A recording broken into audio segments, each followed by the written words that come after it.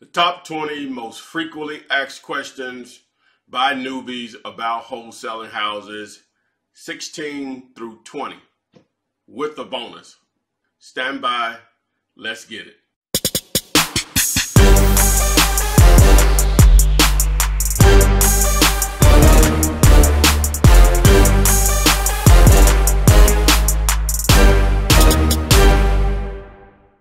Hello guys, this is Ty, aka the Flip Man. Been a minute since I did the other 1 through 15, so here's 16 through 20. So we'll get right into it. Before I do, make sure you check out my podcast on iTunes, through Apple products, and through Stitcher for Android products. So we'll go ahead and get right into 16 through 20. Starting with number 16. Number 16, how much earnest money should I offer? $0 to $10 has worked for me a lot over the last 14 plus years that I've been doing as the date of this video. You can't always get away with that, but in most cases, the level of motivation by sellers, it will work. Now, once you get into a higher end properties, more like $50 to $100 is going to probably be more sufficient, but rarely should it ever go over $100. I had a guy, he wasn't a student or whatever, gave him a little free advice, just a little. I don't do that much often, so don't assume that's what I'm saying people should do, but he said someone wanted, this was a yes or no question, basically. He said someone wanted him to put down $5,000, blah, blah, what would you do? Well, I told him more than likely you don't have a deal if they're asking for $5,000 in earnest money. It's really just that simple. Motivated sellers don't talk like that. Maybe if there was $1 million property, maybe, but the property he was talking about, you probably don't have a deal. I wasn't going to go any farther than that and towards evaluating the deal because he wasn't a student, but just from the little information that he gave me, no, you probably don't have a deal in reality. Now, if you want to put up that $5,000, that's totally up to you, but even if you put it up, I wouldn't put it in the seller's hand, and I would put some contingencies on it as far as inspections period, so I would have an opportunity to get my money back, with no hesitation or no resistance. So, but $0 to $10 normally works. As I said, 50 to 100. Just like with anything, just like the price won't work for you. If the price is too high, the numbers don't work. Same thing should apply to the terms, which earnest money is a part of the terms. So if they want more than what you're willing to pay or what you're willing to put up, whether it's in a title company's hands or attorney's hands, then that can be a deal breaker. So this stuff only works well and works consistently if it's done your way, either your way or the highway. It's really just that simple, either your way or the highway. So that's number 16. Number 17, what is the difference between flipping and wholesaling houses? Commonly asked question. In reality, in my definition anyway, wholesaling is basically a form of flipping. It's like flipping would be the parent and wholesaling would be under that. So, but to give you the definition, or my definition of quote unquote flipping, is buying a property straight out, whether it's with your money or with hard money or whatever, repairing the property, doing whatever repairs are needed, and then selling the property to whoever. Normally, if we're talking about residential, to a family that actually wants to live in, and they have to get a mortgage or a loan to pay for it. That's traditional flipping, and what most people know. These are what the shows that you see on HGTV and so on. Do-it-yourself TV, I think, is a channel, but those are the shows that people sit and watch, and there are tons of them, and that they never have shows about wholesaling because I guess it wouldn't be as entertaining, which I actually think it would be as entertaining because they could probably go through more properties. But most people are used to seeing the show. They spent $200,000 on the property, put another 100 into it, and then sold it for $425 with a $125 profit, assuming, without the what you're paying a realtor, closing costs, and all of that. So, but that's what people are used to. Now, wholesaling generally is what feeds flipping in a lot of cases, and that's some of the sources that flippers or retailers, if you want to call them, that they use to find their deals is through wholesalers. So wholesaling, if you're not aware, I'm sure if you watch this video, you have a clue what it is. It may not though. So wholesaling is basically finding a great deal, negotiating with a seller, placing it under contract, a normal purchase and sales agreement, and you find a cash buyer for it. The cash buyer is the funding for your deal. How you will get paid is that you have contract A at one price and contract B at a higher price. You get the difference. Example would be you have contract A with a seller for $30,000. You have contract B with the buyer for $42,000. So you would get the difference at closing. The seller would get that $30,000. You would get the difference between $42,000 and $30,000, $42,000 and $30,000, which is $12,000. And the seller and the buyer would take possession of the property. You get yours via an assignment fee. You can do a double close, but I prefer an assignment fee. Now they would say, well, why would you wholesale versus not flipping? Because you could have made, we'll just say $30,000 on the basically on the same deal because your buyer, that's what he turns around to do. Well, if you just base it on return on investment, wholesaling is going to dwarf flipping. Because just as an example, which some of you all may have seen this on a flippinar that I've had in the past, or a few flipinars, but I had a student just giving it, well, he's not a student, he's a YouTube subscriber that I did an interview with, Chris. If you want to check that out, just do a search for $21,000, $500 made on his first deal wholesaling a house in California. If you want to watch that actual interview, powerful motivation and insightful information that you can dive into. But he put up $10 earnest money, and he wholesaled the property for he wholesaled the property and made $21,500. Return on investment over 200,000%. To be exact, 14,900%. On a similar deal, if you did that, we'll just say I think the numbers were on a retail flip. If you put up 50 all in with buy, purchase, closing costs, and then you made 80 grand on it. I mean, you sold it for 80 grand, which was a $30,000 profit. I think that return on investment will be 60%. Check my math, but you get the point. Now, the flipper had more at risk on his actual transaction. He had more at risk. Whereas with the wholesaler, you only had $10. So that's what you have to wait. And the return on investment for the wholesaler was greater. Plus, with the flipper, it may have taken him 90, 120, 180 days to sell it. You know, so where with you as a wholesaler, 2 to 3 weeks. So you have to weigh it. Plus, you don't have anything at risk again. That's the main thing. You're able to make life-changing money. $21,500. $21,500 is nothing to sneeze at.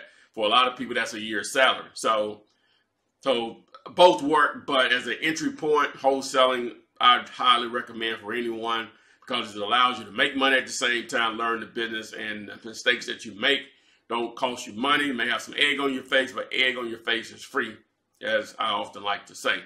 So that was number 17 of the 20. Number 18, do I need good credit or cash to wholesale properties? The simple answer is no. You don't need good credit or cash. It doesn't matter if you have a 450 credit score or an 850 credit score, $1 in the bank or 1 million in the bank. It won't matter in the sense of putting an actual deal together. Now, to be realistic, it does take a little money to do the marketing part of it. We're talking about a few $100s. When I say a few $100, $200, $300, which most people can come up with. But even if you don't have that, there are free ways that you can look for deals.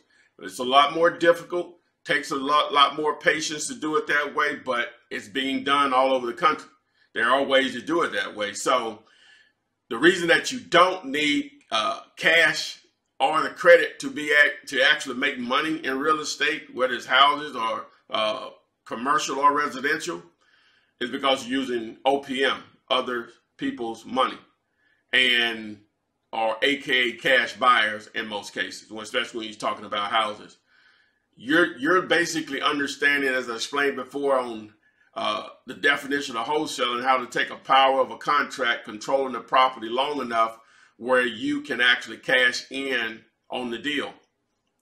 That's basically it. You're using other people's money. So that's why your cash or credit won't matter.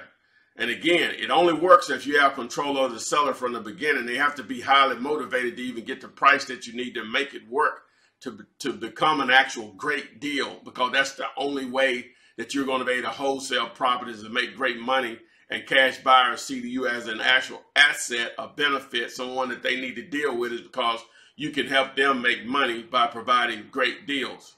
It really just boils down to that. You can wholesale the Empire State Building if you can get it for $500 million and it's worth $1 billion.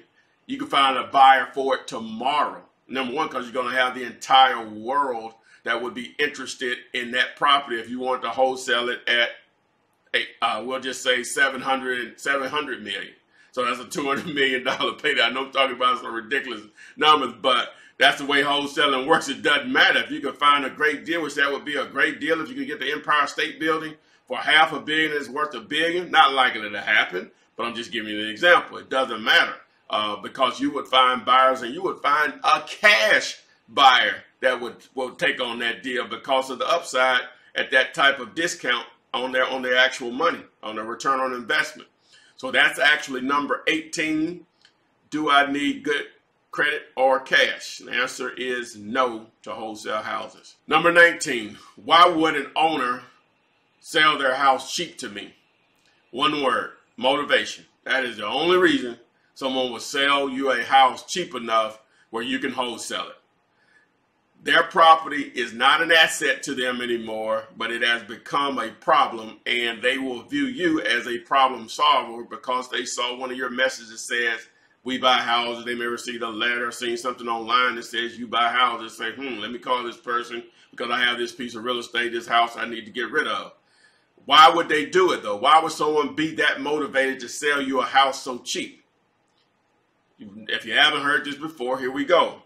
The house may simply need too many repairs, maybe a divorce situation, job loss, income loss, tired of being a landlord, they've relocated, they live out of town, someone died and inherited the property, medical bills, college tuition.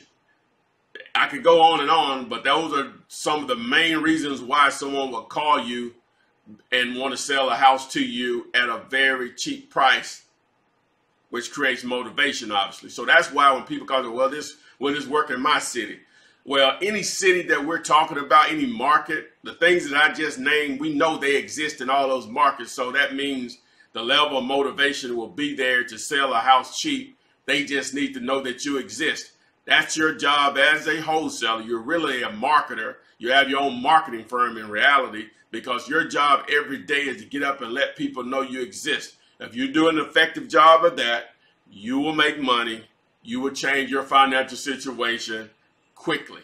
It's really that simple. The more effective you are in letting people know you exist, the more deals you will do, and the rest will take over financially, because we're talking about chunks of money that most people are just not accustomed to receiving on a weekly, monthly basis. And it doesn't take long, because $5,000, $10,000 a month, which is not a lot in this business, in reality, changes most people's situation and changes it fast.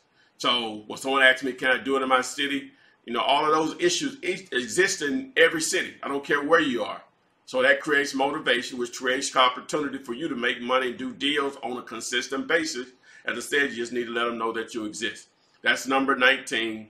Why would an owner sell a house to you cheap?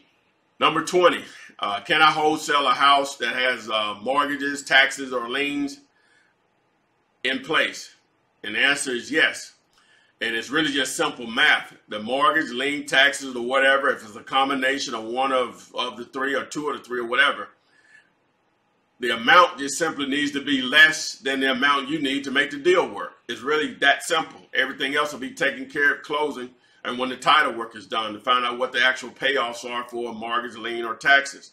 Example, you may have a property that the owner owes $46,000 on it with a mortgage. The price that you need to work is $72,000.